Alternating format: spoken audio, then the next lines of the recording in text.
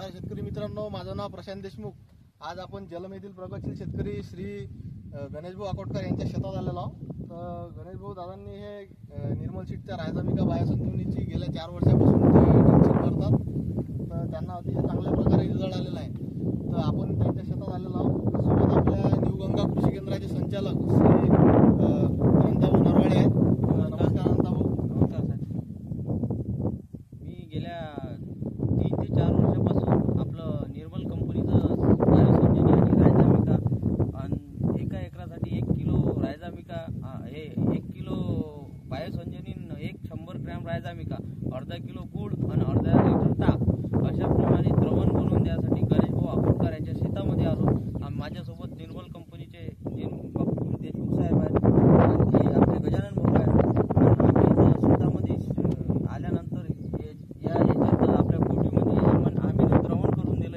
5 एकरासाठी हे यूज करून राहिले बायोसंजीवनी, रायझामिका, गुळ आणि ताक।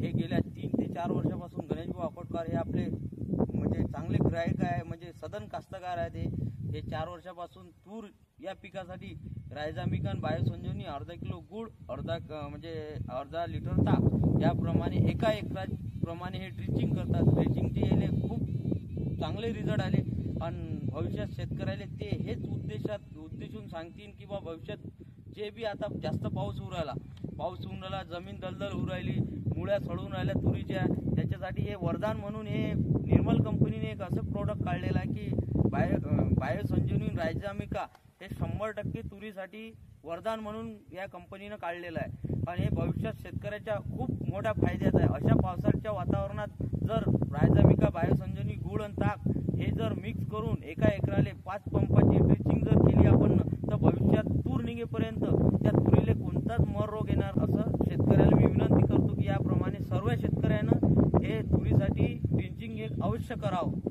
नमस्कार।